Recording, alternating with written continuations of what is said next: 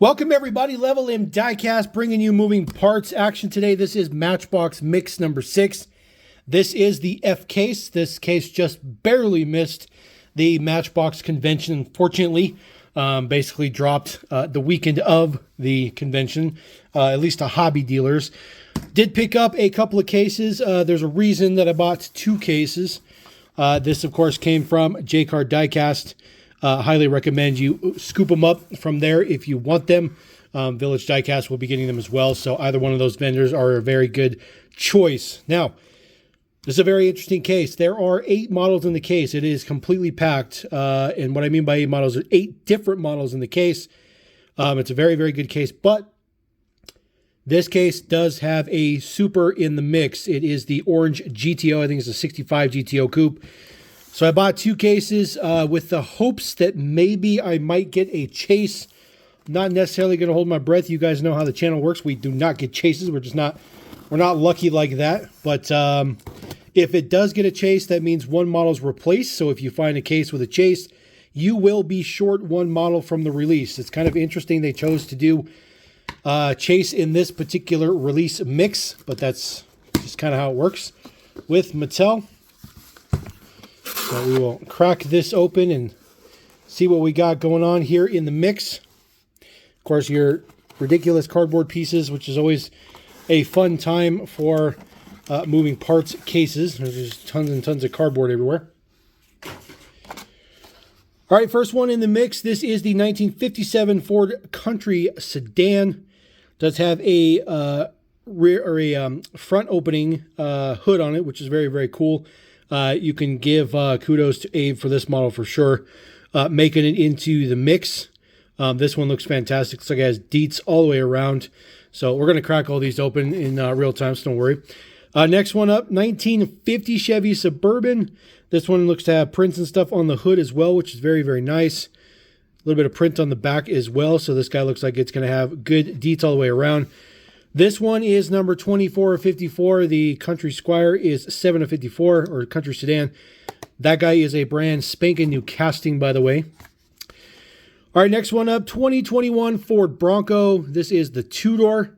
This second time we are seeing this in the basic moving parts range, but this is the 3rd release for it. Did debut, of course, as a collector's model. This one is number 33 of 54. Looks absolutely fantastic. I do like the gold wheels. Kind of a different mix for it. All right, 70th anniversary deco. We do have another one here. This is the 2019 Ford Mustang convertible. This casting was in a mix 2 mixes ago. This was in mix 4, I believe. It was a chase. So this is the one that was in mix number 4. It was a super chase. It is the same casting. But this was the Mix 4 Super Chase here, and then now we do have just a regular version with 70th anniversary deco. This one is 40 of 54. Next one up, this is the 1983 Buick Riviera. We have not seen this casting for a little bit. Kind of an odd casting. Doesn't look like it's going to be super, super popular. Just the 3rd release. We have a burgundy, a white one, and now we have this really nice gold one. With a chrome base. This one number 45 of 54. So we'll take a look at that. Pull this stuff out. Super, super, super ridiculously cool. This is brand spanking new casting. 1988 Mazda RX-7. This one's very interesting because it has a chrome base. And when we crack this open, I'll kind of go over why it has a chrome base. So I have a whole chrome base for like one feature. But this is the convertible. This one looks fantastic. Hopefully there's no variations on this guy. This particular one's left-hand drive, so hopefully nothing. 11 of 54, but that is a brand spanking new casting, so very nice to get a new casting again. Speaking of new castings, here is yet another one. This is the 3rd new casting in the mix. This is the Jeep Gladiator. It does have a opening hood. Really disappointed that it doesn't have like a removable top. It's really, really a bummer that they can't do removable parts on here. It's a safety issue. But I think it would have been really, really cool if it would have just had a removable top. I just think that would have been a much, much better fit. For the Jeep Gladiator, number 10 of 54 in red. This looks pretty good. And then the last one in the mix, 1980 Mercedes-Benz 450 SEL. This did debut in blue last year, so this is the first recolor in kind of a pastel green, which looks fantastic. 42 of 54. That one looking pretty good. So what we'll do is we'll throw our cardboard back in this case. We'll get the case off the studio, and we'll crack one more case just to see if we got a chase. I don't know the fill rates on the chases. I just know that there are chases in this mix.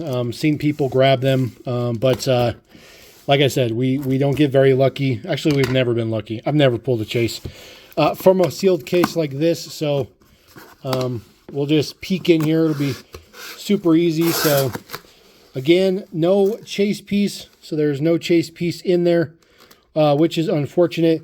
I do believe that if there is a chase, it does replace the Mustang. I believe. I could be wrong, but I think it replaces the Mustang.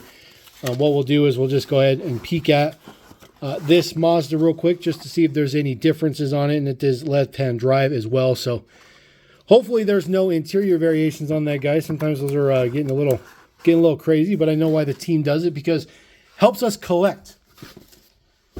All right, get the junk out of the way. Let's get to cracking. Mercedes-Benz 450 SEL. Like I said, this one debuted in blue last year. I do like this casting. This one's a throwback to, old school Matchbox. Not necessarily done as, a fancy casting that people want nowadays. But I think this one looks fantastic. It looks pretty good. Let's go ahead and fix this lighting just a little bit. This is it's a pretty good casting. I think they did a pretty good job. The prints on the front are always a little weird. It makes the model look just a little weird in my opinion. But it's not bad. The headlights are part of the casting, so those are part of the metal. And then the grille is part of the base, so kind of an interesting setup. The rear prints are pretty good. There is the plate detail, says MB Sedan on it, which is very, very nice. Prints look good. Does have some, Audi Mercedes symbol on there, 450 SEL on the trunk. I do like that. And of course it is moving parts, with the moving part being the opening doors. This one has tan interior, a little bit of detail on the inside of the doors. Not a lot, but it is there. Looks pretty good.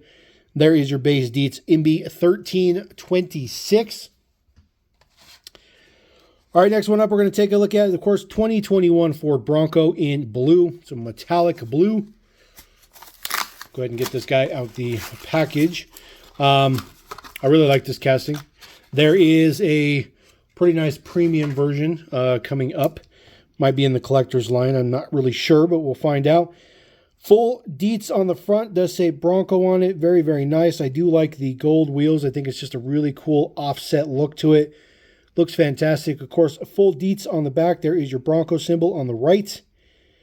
Taillights done up very good. Ford symbol down in there as well. The spare tire is part of the interior. So a very, very clever build for this particular one. Of course, opening doors. Opening doors is the most common one that they do in moving parts, which I guess is the easiest to do. Definitely doesn't require any additional print, so maybe they do that. Deets on the base, 1317 is your man number. I do like the gold. I think the gold looks super, super cool. All right, moving on with the SUV, 1950 Chevy Suburban. I believe this is the fourth version we have seen. Did debut in national parks, and then we got one in red and black. We got one for the Camp Flint deco. It's kind of a goldish brown color. And now we have this one in black and green. Looks very period specific. Period appropriate. There we go. That's what I'm trying to think. This one is pretty nice. The metallic green looks very, very good. Of course, all the black is, I believe that's part of the interior on the assembly. Full deets on the front looks pretty good. Does say Chevy in the above the grill there. Details look pretty good. It does have an opening hood. That one opens up a lot. The prints look fantastic. Fully printed underneath there. Probably an inline 6-cylinder looks like. Looks pretty cool. Maybe something like that. Not too familiar with this era of car. 1950 on the plate looks pretty good. A little bit of print in the back. Taillights, no taillight print or nothing like that. I think that the taillights are right here on the sides, but they're not printed up, but it looks pretty good still. A little bit of a uneven paint on the top, a little bit of an orange peel kind of look to it. There is the base deets on this guy. Of course, S18 is the base deet codes. So moving up there in the dates. All right, brand spanking new casting. This is, of course, the Jeep Gladiator. This looks to be very, very similar, if not exactly the same, proportionately as the one that they already have in the basic range, with the completely open top and all that good stuff like that. This one's like glued to the blister a little bit. A little bit of too much heat maybe when they put this one together in the blister. It happens sometimes. So there is our Jeep Gladiator. It looks pretty good from the side. Side profile is very, very nice. Good chunk of metal to it. Of course, everything that's red is metal. All the black is plastic. Does use that newer off-road wheel. It's been around for a little while, but that casting or the wheel hasn't been used all that much, unfortunately. Details look pretty good. Full deets around the back. It does say Jeep. There is your prints. I like the detail of that. Looks pretty good. Prints on the side as well. Then, of course, it does have Rubicon on the side of the hood. Full front deets are done up as well. So that is very, very nice. Little bit of texture to the metal where the grill is, but most of it's print, unfortunately. Underneath the hood, of course, it has got some print in there, but it is tiny. It does say Jeep on there. Looks fantastic. Very, very good.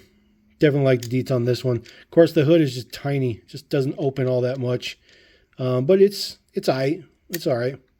Taking a look at the base deets. Of course, this brand spanking new casting. 1377 is the man number. Details for the base look decent. I am I understand why they didn't put a tow hitch on it, because it's moving parts, and you're not going to see moving parts in hitch and tow. At least I wouldn't think so, but I thought it might be a cool addition if they would have done that. All right, next one up, 1983 Buick Riviera. Just the third time we're seeing this casting. I don't anticipate this casting will be very popular. It's not been popular yet. But I think this gold looks pretty good. It is a very nice metallic gold. Does have some silver print for the trim around there. The disc hub wheels, it looks appropriate. A little bit of side marker print there with a little bit of red, a little bit of orange on the front. But there's no print on the back. So no prints for the taillights whatsoever, none at all. And then, of course, the front is part of the grill, or I'm sorry, the base. So it is all chrome.